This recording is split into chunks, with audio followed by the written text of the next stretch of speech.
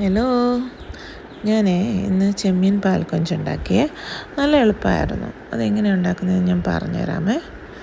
ആദ്യം ഞാൻ 1/2 കിലോ ചെമ്മീനാണ് എടുത്തത്. 1/2 കിലോ ചെമ്മീൻ അതിൽ കാക്കിലേ ഉണ്ടാവുള്ളൂ ക്ലീൻ ചെയ്തെടുക്കുമ്പോൾ.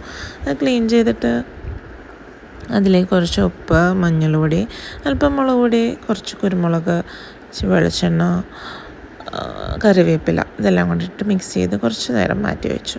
അത് കഴിഞ്ഞിട്ടൊരു പാനിലേക്ക് കുറച്ച് ബട്ടർ ഇട്ടിട്ട് അതിലേക്ക് ഇതിട്ട് ജസ്റ്റ് ഒന്ന് 2 സൈഡും തിരിച്ചിട്ട് ഫ്രൈ ചെയ്തെടുത്തു.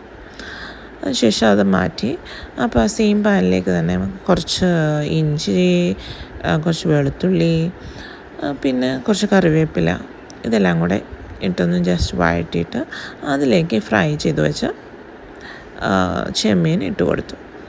പിന്നെ അതിന് ഇടയ്ക്ക് തന്നെ കുറച്ച് തേങ്ങ തിരുമ്മി അതിൻ്റെ പാലെടുത്തിട്ട് കട്ടിപ്പാൽ തന്നെ എടുത്തിട്ട് അതിലേക്ക് കുറച്ച് വെളിച്ചെണ്ണയും 1 സ്പൂൺ വെളിച്ചെണ്ണയും പിന്നെ ഒരു തണ്ട് കറിവേപ്പിലയും ഇട്ടൊന്ന് മിക്സ് ചെയ്ത് വെക്കണം.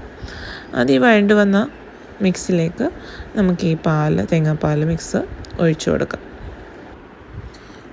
നമുക്കിതിലേക്ക് 2 പച്ചമുളക് ഞാൻ ഇടുന്നുണ്ട്. അത് നല്ലൊരു ഫ്ലേവർ നമ്മുടെ പാൽക്കൊഞ്ചിന് കൊടുക്കും. അത് എരിവില്ലാത്തതാണെങ്കിൽ നമുക്ക് 2 എണ്ണമൊക്കെ യൂസ് ചെയ്യാം. ആ സമയം തന്നെ നമുക്ക് ഉപ്പ് നോക്കിയിട്ട് എക്സ്ട്രാ വേണമെങ്കിൽ ആഡ് ചെയ്യാം. കുറച്ച് കുരുമുളക് പൊടി മേളിൽ ഇടണം.